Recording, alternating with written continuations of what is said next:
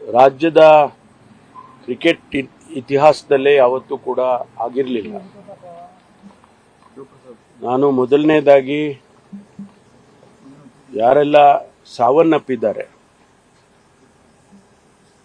ಅವರ ಆತ್ಮಕ್ಕೆ ಶಾಂತಿಯನ್ನ ಕೊಡ್ತೇನೆ. ಅವರ ಕುಟುಂಬ ವರ್ಗದವರಿಗೆ ಭಗವಂತ ನಷ್ಟವನ್ನು ಭರಿಸ್ತಕ್ಕಂಥ ಶಕ್ತಿ ಕೊಡಲಿ ಅಂತ ಹೇಳಿ ನಾನು ಪ್ರಾರ್ಥನೆಯನ್ನ ಮಾಡ್ತೇನೆ. ಈಗಾಗಲೇ ತಮಗೆಲ್ಲ ಗೊತ್ತಾಗಿದ್ದ ಹಾಗೆ ಮುಖ್ಯಮಂತ್ರಿಗಳು ನಿನ್ನೆ ಸಭೆಯನ್ನ ಮಾಡಿ ಅನೇಕ ಮಾಹಿತಿಗಳನ್ನ ತೆಗೆದುಕೊಂಡು ತಮಗೆ ಮಾಧ್ಯಮ ಸ್ನೇಹಿತರಿಗೆ ಉದ್ದೇಶಿಸಿ ಮಾತನಾಡಿದ್ದಾರೆ.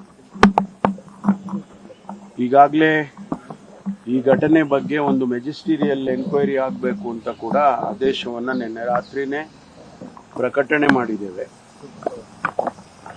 ಅರ್ಬನ್ ಜಿಲ್ಲಾಧಿಕಾರಿಗಳ ನೇತೃತ್ವದಲ್ಲಿ ಎನ್ಕ್ವೈರಿ ಆಗಬೇಕು ಅಂತ ಹೇಳಿ ಸರ್ಕಾರ ಆದೇಶವನ್ನು ಮಾಡಿದೆ. ಯಾರು ತಪ್ಪಿತಸ್ಥರಿದ್ದಾರೆ, ಒಂದು ವೇಳೆ ಅವರ ಲ್ಯಾಪ್ಸಸ್ಗಳಿದ್ರೆ ಅವ್ರು ಯಾರೇ ಆಗಿರ್ಬೋದು, ಅವ್ರ ಮೇಲೆ ಕಠಿಣವಾದಂಥ ಕ್ರಮವನ್ನು ನಾವು ತೆಗೆದುಕೊಳ್ತೇವೆ ಅಂತ ಹೇಳಿ ಈಗಾಗಲೇ ನಾನು ಹೇಳಿದ್ದೇನೆ, ಮುಖ್ಯಮಂತ್ರಿಗಳು ಕೂಡ ಹೇಳಿದ್ದಾರೆ.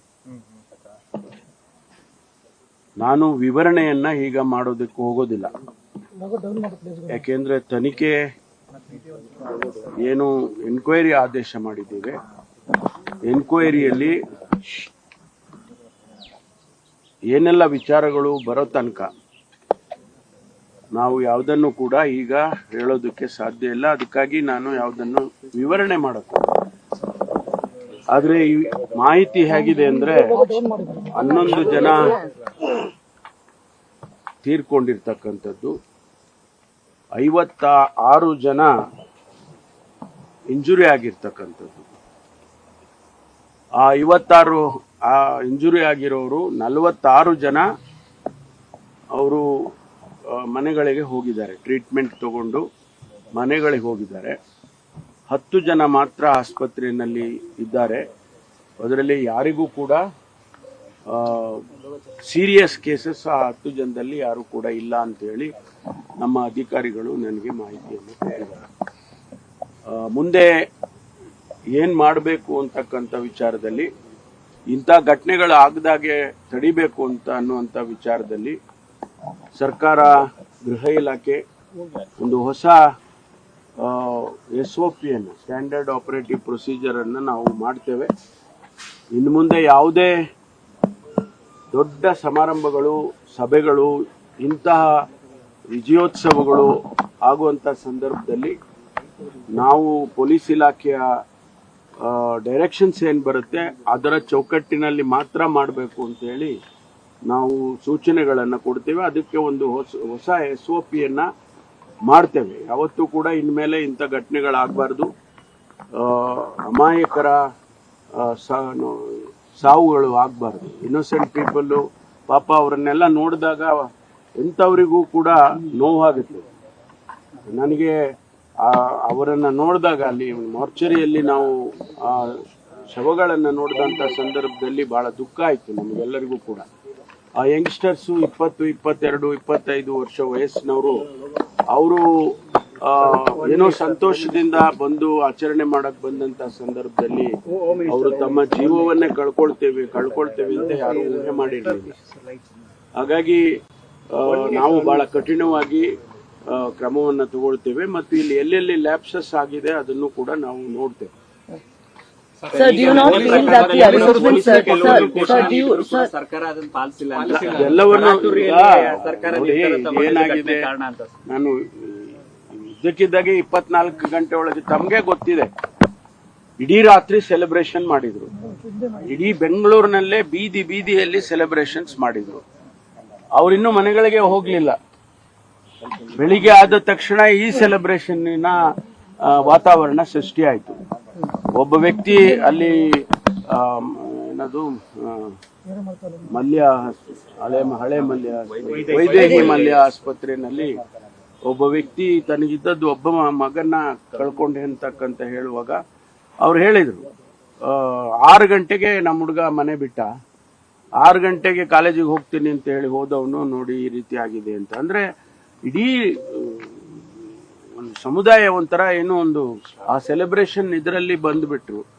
ಅದು ಯಾರು ಕೂಡ ಊಹೆ ಮಾಡಿರ್ಲಿಲ್ಲ. 35,000 ಕೆಪಾಸಿಟಿ ಇದ್ದದ್ದಕ್ಕೆ 3 ಲಕ್ಷ ಜನ ಬರ್ತಾರೆ ಅಂದ್ರೆ ನನಗೆ ಒಂದು ಮಾಹಿತಿ, ಮೆಟ್ರೋದವರು ಒಂದು ಮಾಹಿತಿಯನ್ನ ಹೇಳಿದ್ದಾರೆ. 8.7 lakhs ಪೀಪಲ್ 9 ಗಂಟೆಯಿಂದ ರಾತ್ರಿ 11 ಗಂಟೆವರೆಗೆ 8,70,000 ಜನ ಟ್ರಾವೆಲ್ ಮಾಡಿದ್ದಾರೆ. ಅಂದ್ರೆ ತಾವು ಅರ್ಥ ಮಾಡ್ಕೊಳ್ಳಿ ಎಷ್ಟರ ಮಟ್ಟಿಗೆ ಕ್ರೌಡ್ ಬಂದಿತ್ತು ಅನ್ನೋದನ್ನ. ಅದರಿಂದ ನಾವು ಈ ತನಿಖೆ ಬರೋವರೆಗೂ ಯಾವುದೇ ವಿಚಾರವನ್ನ ನಾನು ಹೇಳಕ್ ಹೋಗೋದಿಲ್ಲ. ಆಮೇಲೆ ನಾನೀಗ ಅಲ್ಲಿ ಸ್ಥಳಕ್ಕೆ ಹೋಗ್ತಾ ಇದ್ದೇನೆ, ಏನು ಚಿನ್ನಸ್ವಾಮಿ ಸ್ಟೇಡಿಯಂಗೆ ಹೋಗಿ ಎಲ್ಲಿ ಆ ರೀತಿ ಘಟನೆ ಆಗಿದೆ ಅದನ್ನೆಲ್ಲ ನೋಡ್ಕೊಂಡು ಬರ್ತೇನೆ. ಮತ್ತು ಯಾರು RCB ಅವರು ಆಮೇಲೆ ನಮ್ಮ KSCN ಅವರು ಅವ್ರ ಜೊತೆಯಲ್ಲೂ ಕೂಡ ಮಾತನಾಡ್ತೀನಿ, ಸಭೆ ಮಾಡ್ತೀನಿ. ಅದೆಲ್ಲ ಟೆಕ್ನಿಕಲ್ ಏನೇ ಇದ್ರು ಅದನ್ನು ಕೂಡ ಈಗ ನಾನು ಕಮಿಷನರ್ಗೆ ಹೇಳಿದ್ದೀನಿ, DGಗೆ ಹೇಳಿದ್ದೀನಿ, ಅಲ್ಲೆಲ್ಲ ಬರ್ತಾರೆ. ಅದು ತಾವು ಹೇಳಿದ ಮೇಲೆ ಅದನ್ನು ಕೂಡ ನಾನು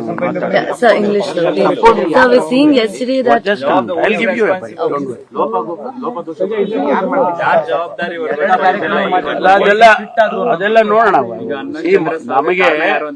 ನಮಗೆ ಲ್ಯಾಪ್ಸಸ್ ಆಗಿದೆ ಅನ್ನೋದು ಗೊತ್ತಾದ್ಮೇಲೆ ಅವಾಗ ನಾವು ಜವಾಬ್ದಾರಿ ಯಾರ ಮೇಲೆ ಹಾಕ್ಬೋದಲ್ಲ, ಯಾರ್ದು ತಪ್ಪಿತಸ್ಥರು ಅಂತ. ಆಮೇಲೆ ಅದು ಗೊತ್ತಾಗ್ಲಿ, ಮೊದಲು ಎಲ್ಲಿ ಲ್ಯಾಪ್ಸ್ ಆಗಿದೆ ಅಂತ ಗೊತ್ತಾಗ್ಬೇಕಲ್ಲ. ಮತ್ತಿನ್ನೊಂದು ಆರೋಪ ಕೇಳಿ ಬರ್ತಿದೆ, ನಿನ್ನೆ ಫಂಕ್ಷನ್ ನಡೆದಾಗ ವಿಧಾನಸೌಧದಲ್ಲಿ ಸಚಿವರ ಮಕ್ಕಳುಗಳೇ ಕಾಣಿಸ್ಕೊಂಡ್ರು.